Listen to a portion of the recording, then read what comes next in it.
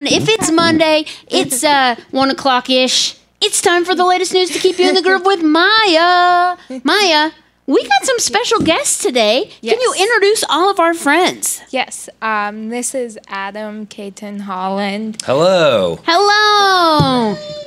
And we know this guy from a few things. He's in the comedy trio, The Grawlix. Yes. He's in Those Who Can't. Yeah. He's been on like Conan O'Brien and all those sorts of cool things. And we're going to spend the next little bit chatting with him. Yeah. How cool is that? Yeah. So cool. And who's our other guest? Mark. It's Marky. You know, We know Marky as the co-host here, as the superstar dancer. He has the best moves. Whoa, cool. Yeah. We, of course, got our buddy DJ and our buddy Jordan hanging out. Maya, it's your show, girl. Take it away. Okay, well, so first I started off with some quotes, Perfect. which can't really see what they say, but I can. One says, I don't worry because everything's going to be all right. Don't you worry about a thing. Is that it? Is that the same song? Anyways. That's a Bob Marley quote, but who's this quote by? That doesn't say Bob Marley. Alicia Keys. Ah. She's stealing from Bob Marley. Borrowing. Borrowing. She's borrowing from Bob A Marley. gentle borrow. Yeah. Because let's be honest, nobody's given her credit for that. We all went straight to Bob Marley. Yeah. Mark, can you read that other one for us? The most important thing is to enjoy your life, to be happy. It's all that matters. I cannot read who that's from. Audrey Hepburn. Oh, excellent. Excellent. We always like to give some inspirational quotes at some point during Maya's show. Go ahead, girl. What's next? Well, first of all, I just want to say that you guys went straight to Bob Marley. That I didn't think that, but It was just the old people. Good to know. The old Exactly. people went straight to Bob Marley. You were Great. firmly at Alicia Keys. That's where you. Okay, Yes. fair enough. Gotcha. Yeah. We're dating ourselves. Well, no one else will do it. You're talking about something else entirely. Never mind. Go ahead. Go ahead, Maya. okay. So my NBT. Oh, you want to go Is, ahead and move right to MBT? Well, yeah. Okay. Yes, please. Gotcha. Sorry, I got distracted. MBT. All right. MBT, of course, is the next big thing. She names them the next big thing. What or who is it? Okay. Go I'm ahead. afraid I'm gonna say his name. I can't really I think pronounce his name looks like it says Jeremy Zucker. Yeah, I can't really I always say it wrong. Like I don't know. I Yeah, just you got to be say it careful with some that way, last and name then for sure. no, the first name. Like I Oh. always say it a different way than. Jeremy. Jeremy. Well, a it little would make. Jeremy? I mean, maybe it makes sense. to- Maybe it is Jeremy. We don't Yeah. know. Yeah. Okay, well, tell us about Jeremy/Jeremy. Yeah, well, he's 21 years old from New Jersey, and he's an indie pop artist and producer. And he became known as a member of a band called 30 AK. And they wrote, produced, and recorded their own music. And I'm not sure if I don't think they're still together. But he goes to CU. Oh, cool. He might have graduated. But yeah, he was actually just in Europe touring with Lauv. Oh, awesome. Yeah, and he collaborated with an artist named Black Bear on one of his songs, and he's released multiple singles. I would like to collaborate with Black Bear. That sounds like fun. Yeah, right? I'd like to collaborate with an actual An black actual bear. That's right. Yeah. I don't know about that artist, but a real black bear, and I feel like we could come up with some good stuff together. Yeah, for sure. Makes all acts better. Yeah. And I Every act think- is better with a bear. That's just entertainment 101. Yeah. Yeah. And if you could include paint in that experience, I think it would be pretty great. Yeah, I agree with that. Yeah. Well, shout out to Jeremy. I wonder if you should hit him up on Twitter and see if he's still around. Yeah. Yeah. Well, I was going to send him like an email. Oh, okay. Well, that's later. probably more Yeah. professional. I just badger people on Twitter into hanging out with me, but you're actually a pro. I I do that too sometimes. Yeah, well, it can be effective. Yeah. Well, that's what I did with Adam. Yeah, it worked on me. Yeah. Well, perfect. Yeah, I just kept tweeting him saying, come to the Seacrest Studios, come to the Seacrest Studios. And I kept blocking and blocking and blocking, and then you come in a different finally- account, and I was like, all Yeah. right, fine. Yeah. Persistence of a good producer. Exactly. So, do you guys have a next big thing besides Marshmallow? Well, I'm not letting him live that down. I wouldn't either. so like in school when you knew that there was going to be an assembly, like so you wouldn't really have to do your homework. I Yeah. knew you had a special guest, so I didn't think I was going to have to be called on today. Nice. I didn't come prepared with anything. Well, dang. I didn't So- come prepared with anything either. I like this band. He's probably already a big thing, but I'm always late to the party. There's this musician named Ezra Furman, who lately I've been obsessed with, and I just saw he's coming to Colorado in October, so I'm very excited. Ezra Furman, that's my Ezra. next big thing. Nice. Okay, we'll be on the Cool. lookout He's for really good. Ezra Furman. Yeah. Yeah. Cool. Cool. Awesome. Yeah. Okay, now, Okay. are we on to the main event now? Well, now there's quotes. Oh, More no, quotes. More And quotes. then- More Bob Marley quotes? Okay. More Alicia Keys More quotes. Alicia Keys quotes? Perfect. Yeah. Cody, did you not go to the rundown meeting this morning? I didn't even know we had one or what one is. I was there. We were all there. Oh, We dang. went over all these talking points. Nobody told me. I mean, I was in the Jeez. volunteer office getting cookies. Let's be honest. That's probably the truth of it. All right. Give us these quotes. Okay, so the first one says a girl on fire is somebody who is completely herself. And then the second one says comparing yourself to someone else really stops you from being who you are. It didn't have that first quote in the song at all. In the "This girl is on fire," it wasn't in there. Well, it's not from the song. Oh, well, they should have worked it in there, I think. I think that was what should have happened. Just saying. Just saying. Okay. Listen, Alicia Keys can approach fire from multiple directions, not just one song. Also inspirational quotes, apparently. Apparently. Man, what did I know? All right, we got more quotes. Yes. And Mark, what? I'm making you read one. Sometimes you need to start again in order to fly. That's good. I've never been able to fly, and I don't think starting again would help me, but I think that is true for some people for sure. Just maybe not me. The other one says, we are all one. Yeah. We're not as separate as we oftentimes think. So there you go. It's important to remember all your friends. Remember people that you just happen to be acquaintances with, right? Yeah. All right. Now we're on to the main event. Dun, No, dun, now dun. there's more quotes. Just kidding. The main event should just be releasing a black bear into the studio. That would be cool, right? What happened? Yeah. I'll get the door. Yeah. Hi, guys. Come on in. All right, Maya, take it away. What questions do you have, girl? Okay, so who inspired you to start doing stand-up? You know, that's a funny story, kind of.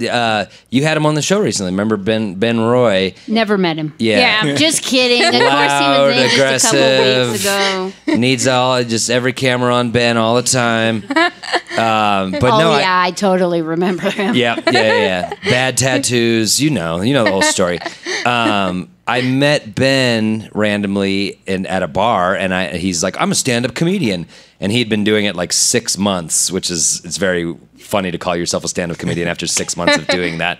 And I was like, wow, I never met one in person. I always thought they just kind of existed on television, and it was daunting to me. But meeting Ben was just like, oh, real people do comedy. And then I followed him next. He's like, go to this open mic a week later. So I went to that.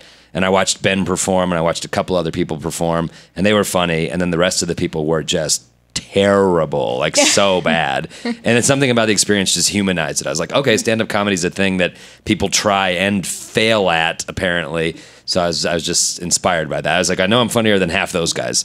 So I went back the next week, and I never stopped. That was like 14 years ago.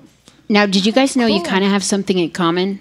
Who? He said, Ben and you. He said he started because he went to a show and half the people there were an open mic night and half the people there were horrible. Is that what he said? Yeah. So he said he started because he was better than the other people. Right. There's nothing like bad art to inspire a little bit better art. Yeah, that's what he said. Yeah, it's true. And I think with music or books or anything you're into, it's just kind of seeing people do it and realizing they're not all Alicia Keys. You know, some of them start out here and grow to be that. Seeing that process makes it more realistic or more approachable.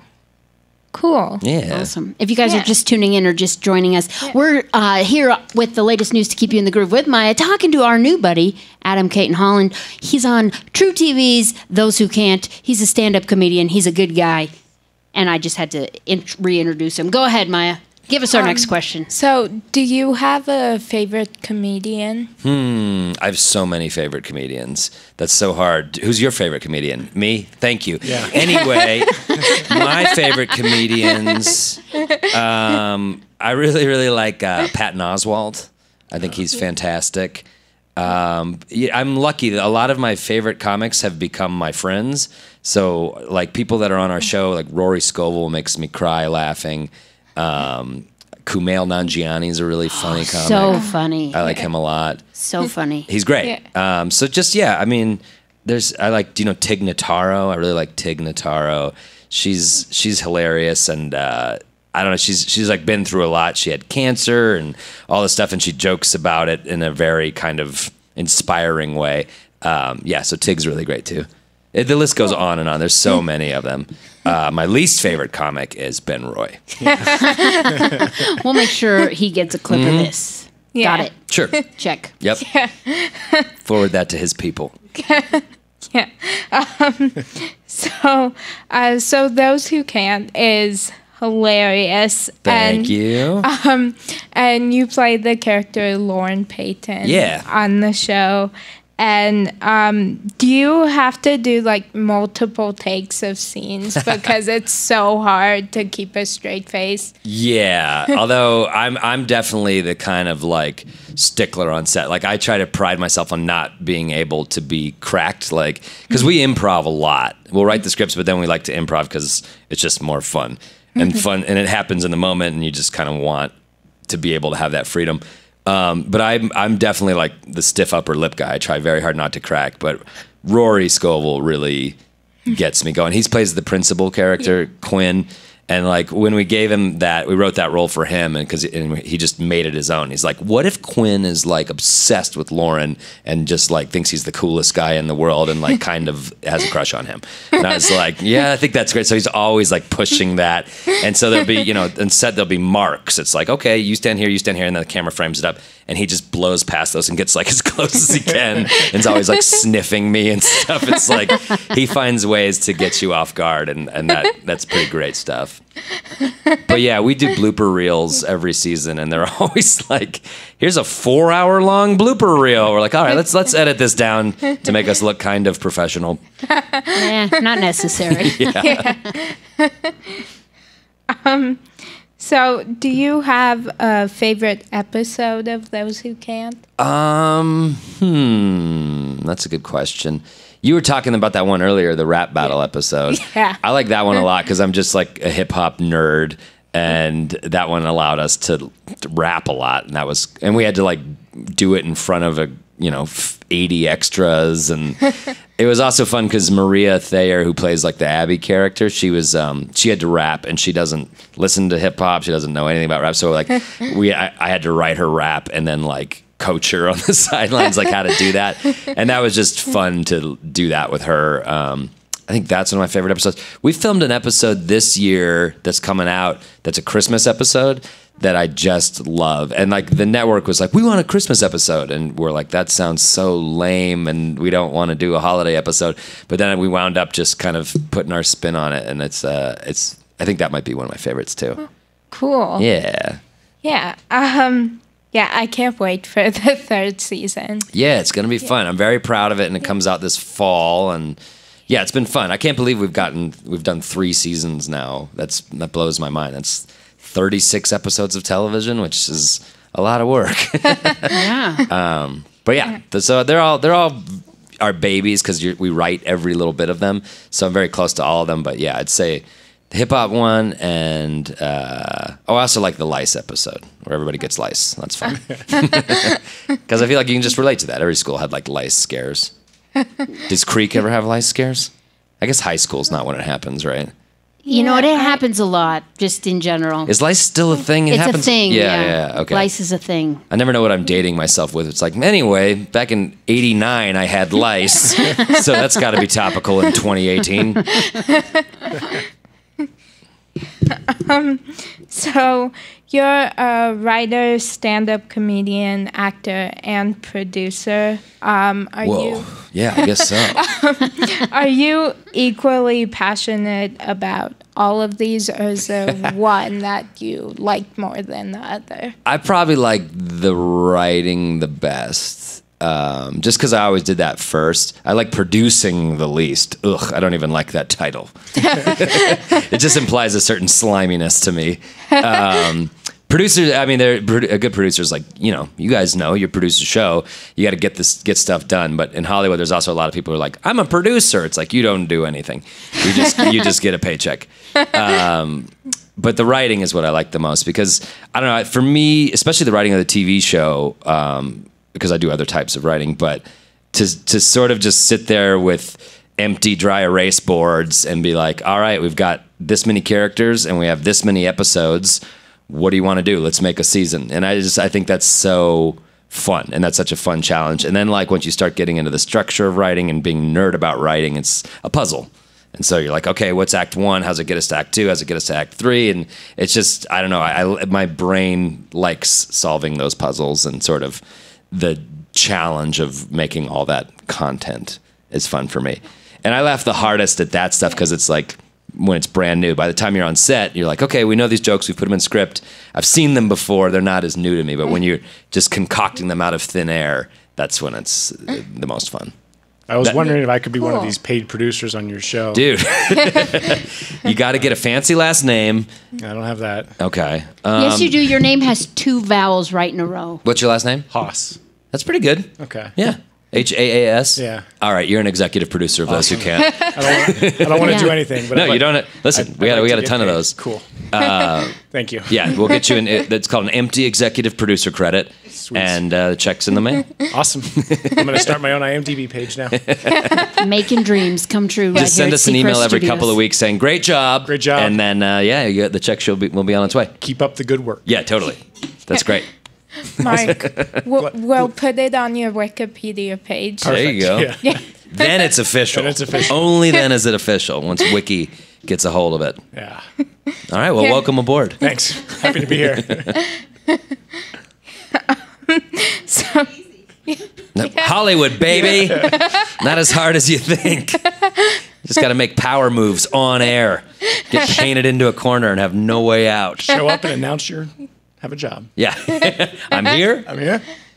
I just smash cut to you at the airport at LAX, like no one's picking you up. Like, I'm an executive producer.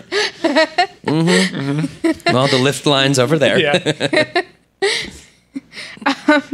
so from 2013 to 2015, you had a podcast. I did? Called. I think so. No, I did. just keeping you on your toes. I was like, yeah, you did. What?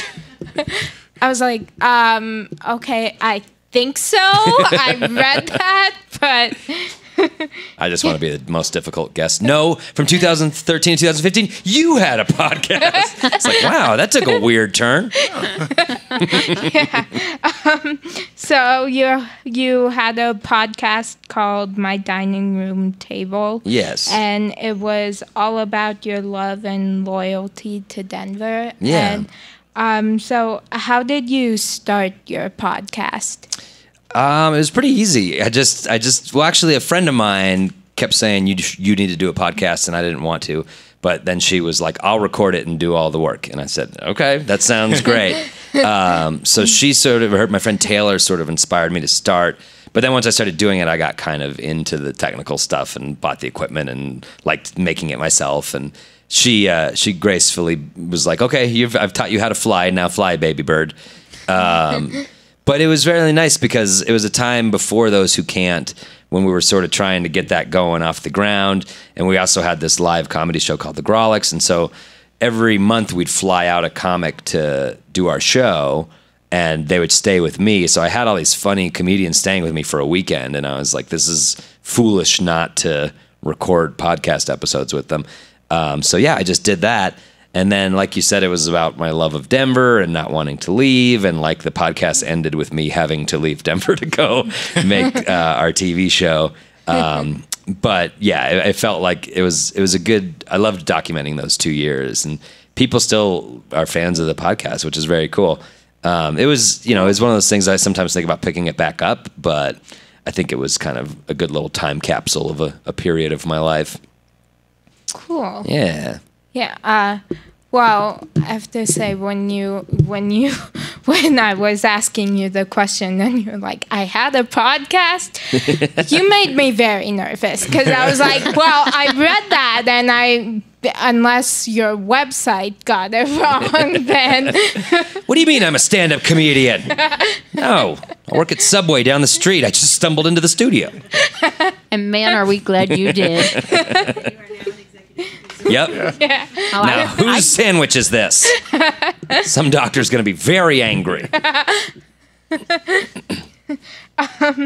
So, one of your hobbies is bird watching. Yes, now we're talking. How did you get interested in that? Well, let's see. It's weird because my mom was a zookeeper at the Denver Zoo. No way. For years, yeah.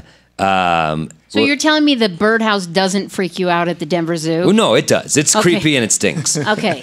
Because that's what I think every time I go in it. I love it now. But I was always into animals. My family was like a very animal-friendly household. But I never was really into birds. And in fact, I went on a trip to Costa Rica with the Denver Zoo, and it was like a bird watching trip, and I was 19, and I was like, boring. Like, I just didn't even like the birds. And now the bird watcher in me is like, you blew it. But I read this book called, what was it called? Grail Bird. And it was about this bird called the ivory-billed woodpecker that they thought was extinct. But it lived down in like swamps of Arkansas and Louisiana. It was very like deep bayou type bird.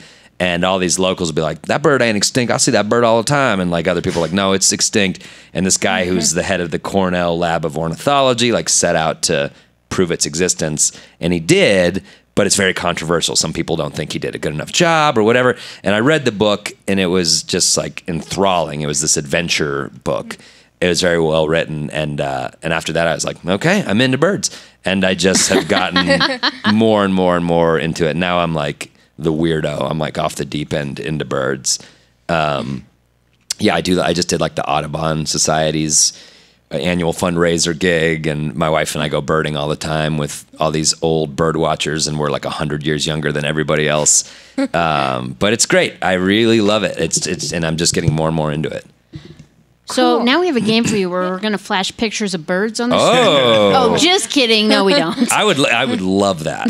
Although I'm like, I have a joke about this, but I now know enough about birds to know that I know nothing at all. Ooh. Deep stuff. Whoa. Because I'll go birding with like old men who've I like been that birding. you call it birding. That's what it's called. I'm sure, but I've never heard that before. That's pretty great. Yeah. Birding. I'll go birding with old men, and they've been doing it for years, and they know everything, and they know every bird by sound, and it's That's just crazy. like you just really realize how little you know. This is like one of those lifetime hobbies that you're like, I hope by the time I'm 70, I'm as good as these dudes. But for now, they're kind of like, you stand in the back and speak when spoken to, and I'm like, yes, sir, thank you, sir. Can you use your connections at the zoo for us to hang out with a black bear? You know, I've been trying so long, but my mom won't answer my calls anymore. Maybe you should tweet at my mom. My mom's not on Twitter, but she'll just read my tweets, and every couple of days she'll be like, so you said this? And I'm like, what are you talking about? She just navigates my Twitter, which I was like, if you're going to read it, join, partake. Don't just read the news feed, Linda. Gosh, Linda. Come on, Linda. Get on it. Stop being such a bandwagon Twitter head and get on board. So, in 2014, you started a hashtag. I did. You're learning a lot about yourself today. Yeah. Sorry, it was just right there for the taking. Yeah. Were you in a coma for? I just woke up. Yeah, please fill me in. I was sleepwalking through life. I don't remember any of this. So you started a hashtag to throw out the first pitch at the Rockies game. Right. And so the hashtag went national, and you ended up getting to do that. Yeah. And so that's so cool. I told you I pester people on Twitter into hanging out with me. How did it feel to be able to do that? It was. It felt triumphant. Here's the thing. My dad has been a season ticket holder to the Rockies since they started. And I love the Rockies. I'm a diehard Rockies fan. But that's, the Rockies have been terrible for a long, long time. They're like, they've been occasionally good, and currently they're a lot of fun and good. But for most of the Rockies' existence, they've been absolutely horrible. And so my dad and I sat through so much bad baseball because we just love baseball, and we wanted to be there anyway. But I kept trying to, wanted to throw out the first pitch. And I was like, my dad and I have been season ticket holders. They'll always have some guy who's a corporate sponsor throwing. And I was like, you guys should reward loyal fans who've suffered through your terrible baseball for years by allowing season ticket holders to throw out the pitch. And they would just ignore it. And so that just got me fired up, and I kept tweeting it. Every season I would tweet out ACH first pitch, and then as I got more popular in comedy, friends of mine would retweet it, and then eventually it just kind of became this pathetic movement on Twitter, and lots of national sports writers started joining in and retweeting it, and so I broke the Rockies. They had to cave and let me do it. And it actually turned, now the Rockies and I have a very good relationship, and we've become friends. And but it's just very funny. I think it was a war of attrition. I broke them down, and they caved. Was your approach, you guys are terrible, therefore I should get to throw out a first pitch? Is No, that how you sold it? No, my approach was that's a tough approach to say. No, I was savvy about it. But once the first few ones were like, hey, I'm a lifetime season ticket holder, or let my dad do it. He's been throwing it let us throw out a first pitch, and it fed my spite the more they ignored me. I mean, we're talking about a 3-year effort or maybe 2-year effort. So yeah, I was tactful initially, but then they provoked my vitriol, and then I beat them. And now we're friends. The way all good friendships start, through animosity. Yeah, you're probably gonna not like me for saying this, but no. So a friend and I went to a Rockies game over the summer, and we just stayed for an hour or something because it was so hot outside. But I did not understand what was going on. Oh, really? Yeah, and the only thing that I was interested in was one of the guys on the team that the Rockies were playing against guest starred in an episode of Liv and Maddie, and so that's the only reason why I was actually interested in the game. Who was that? Do you remember? Todd, wait, I don't remember. I think his name was Brandon. Maybe something. Brandon McCarthy. He's pretty funny. Yeah, I'm not mad at you. I don't remember. I'm not mad at you for that at all. Baseball's not for everybody. I get that you're talking to it's so funny. I'm already 100 years old. I like bird watching and baseball. I That's admit. funny because I call baseball the national pastime of old people. Yeah. Because it's literally throw, catch, throw, catch. Oh yeah, and now they're doing all these new moves to speed up the game. They're adding a pitch clock and things like that. But yeah, it's not for everybody. But watch, as you get older, you'll be like, I'm starting to feel old. I think I like baseball. It just sort of happens. But if you don't know the rules and stuff, it can be quite boring. It's like I went to South Africa, and they're like cricket. They're crazy about cricket. And I watched cricket on TV for every time we're in the hotel room. I turned it on. There's always cricket on. And I watched probably 8 hours of cricket, and I can understand nothing. It's like They have like a flat bat. Well, the score is like 190 to 180. and one of the referees dressed like a beekeeper. Like I can't figure any of it out. And they break sticks, and it's just like the games are 9 hours. I mean, I'm sure it's a lovely sport, but that's probably how you feel about baseball. You're like, none of this makes sense at all to me. Yeah. Yeah, and that's kind of how I feel about every sport. Oh, really? Yeah. You know what? You're probably not wrong at all. There's many more important things in the world than that. So you were a guest on an episode of the Sklar Brothers. Yeah, I saw your podcast. picture of them over there. Those guys are the best. Yeah. Yeah.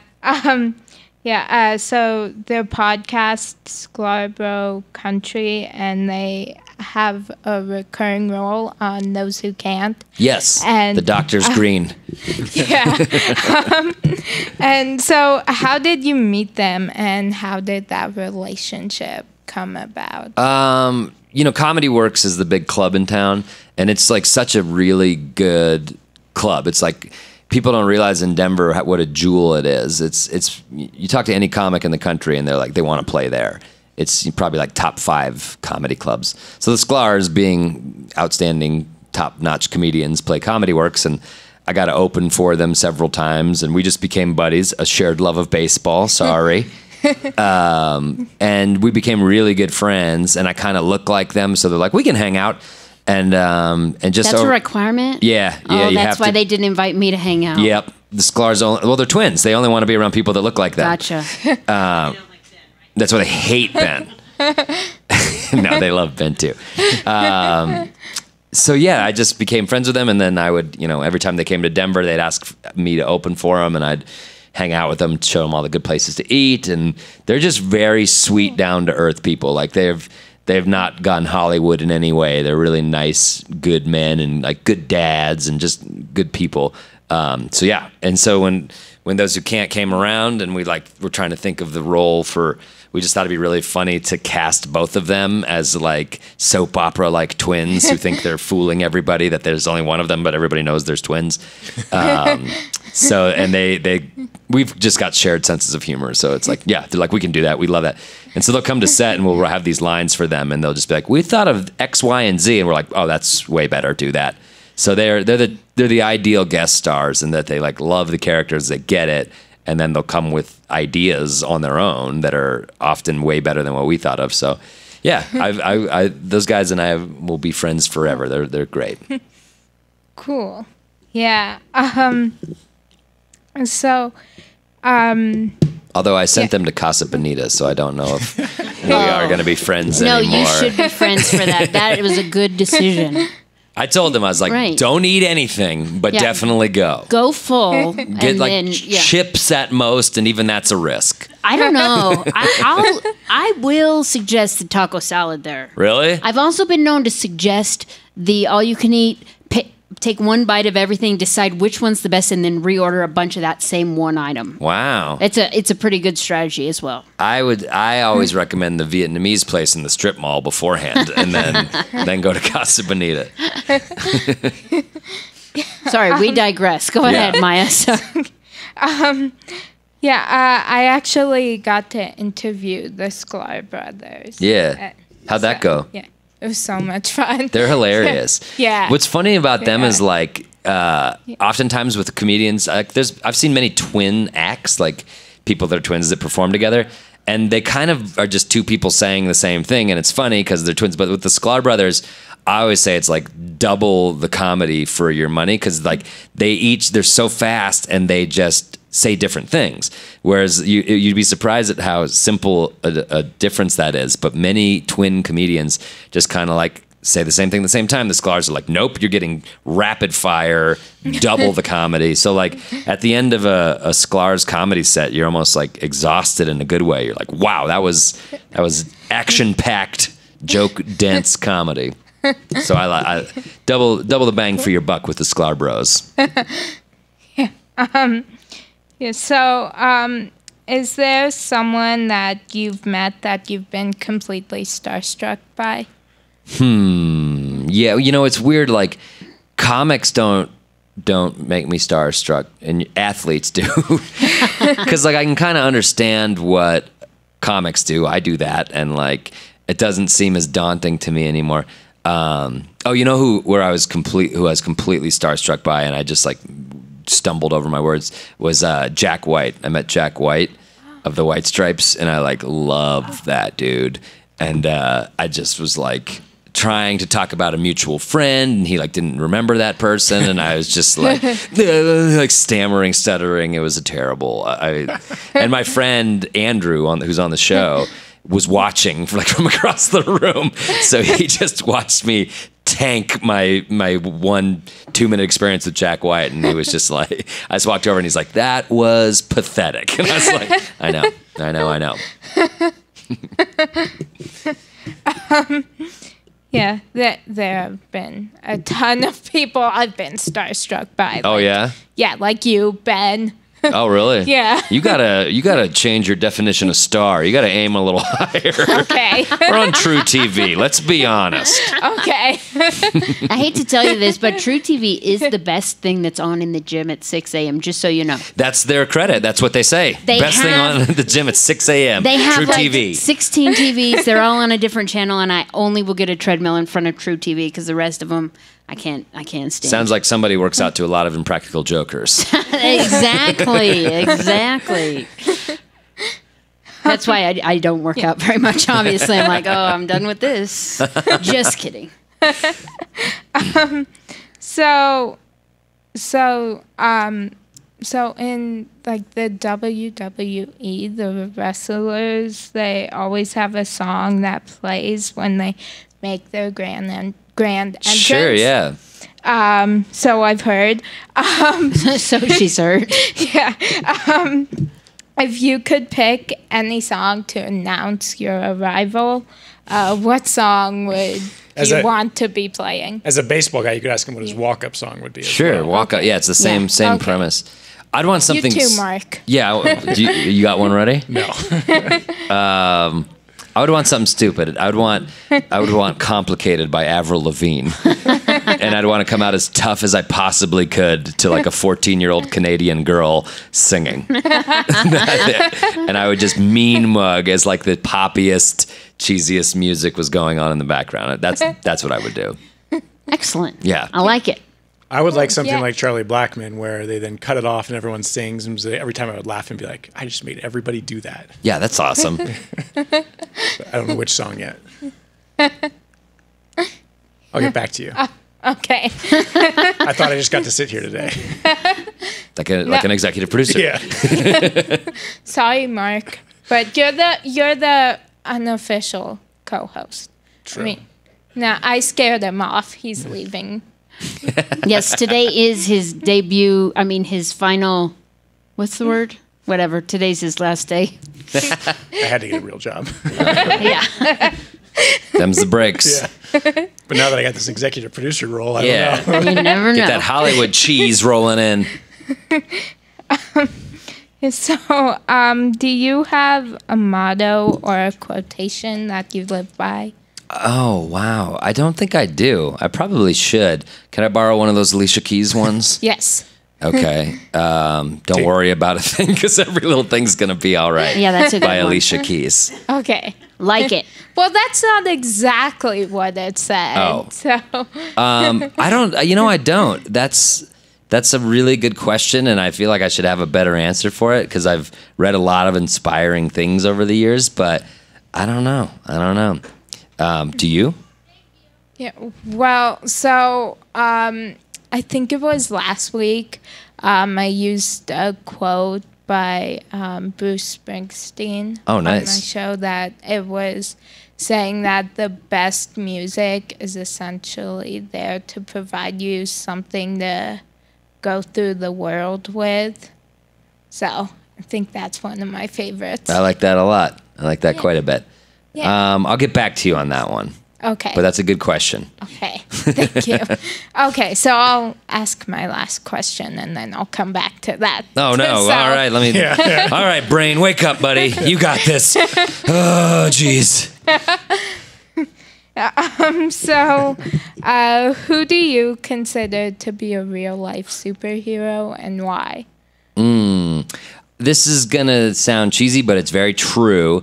My dad, and to the same extent my sister, both my dad and my sister are civil rights attorneys, and they just like fight the good fight. Like my dad's always helping people, and his dad was an art dealer, and he grew up kind of like a rich kid, and he totally could have just gone into the art dealing family business, but he became a big hippie and radicalized, and he just kind of wanted to fight injustice. So my dad's like always suing people. He's got tons of interesting racism cases and sexism cases, and he was big in the Americans with Disabilities Act, helping get access for everyone.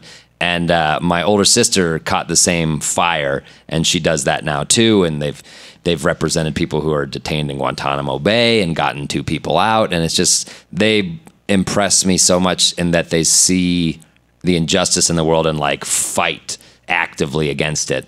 And I'm like, well, I'll go tell jokes. Yeah. But I just am impressed at them because things are so negative lately, and often it's easy to just kind of turn off and be like, put blinders on to all the bad stuff you see. But instead, my dad and sister are like, nope, we're going to fight and sue and change things. And I'm impressed with that. Cool. It's a good way to live, Yeah. for sure. Yeah, totally. Yeah. Very inspiring. Yeah. Okay. I always say they do that heroic stuff so I can get on stage and just like talk about my butt again. Like,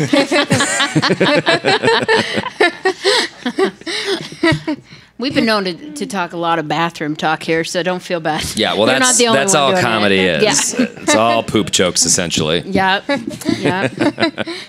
Okay. Back to the motto and quotation. Oh man. I know. I'm just trying to stress you out. Okay, what if I your just dad said the real quick. broiest?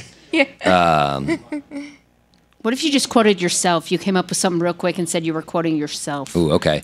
Yeah, always do your best, but have fun and don't take it too seriously because it's all gone before you even know it. Adam Cayton-Holland. There you go. That's the best quote ever. I love that. There you go.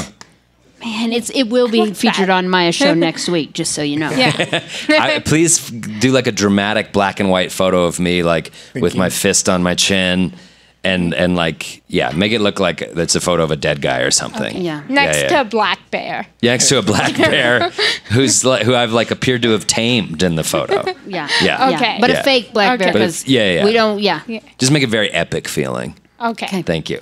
Yeah. We'll work on Have it. your Photoshop team working on that, please. Okay. I will. Yeah. Yeah, credit Alicia Keys. Yeah. Or in lieu of that, just credit Alicia Keys for anything profound that I said. Yeah. I'll do that. Okay. Well, thank you so much. Yeah, for thank coming you. in and for finally, like, not blocking me. Well, it's funny. I never blocked you. I was joking Yeah. around, but I know. it's hey, I'm all about that Twitter tenacity. It's how I threw out the first pitch. You got me here via Twitter. It's the way to get things done, you know. So Yeah. good work by you. Thank you. And shout out to our overlord Ryan Seacrest for having us. Yeah. Well, thank you so much for He has a coming camera in. in his eyes. Oh, I know. Yeah, He's been he's staring into my watching. soul this whole episode. Yeah. And if you walk over there, his eyes go. Zzz. Oh God, he's watching me. Just kidding. He's like, I get my car in the back seat. There's like another cardboard cutout. You're like, No, Seacrest! He's everywhere. He's everywhere. well, thank you so much. This has been Adam Yeah. Cayton-Holland here on all the latest news to keep you in the groove with Maya. Of course, he's from True TV's Those Who Can't. Of course, we always remind you guys, check with mom or dad, definitely for teenagers or big kids before watching it. But thank you so much for coming in. Of course. Thanks for having me, guys. We're getting back to Thank Maya's you. theme song, and then we're going to follow it up with your walk-up song, Complicated, right here on B-Boy. Yes.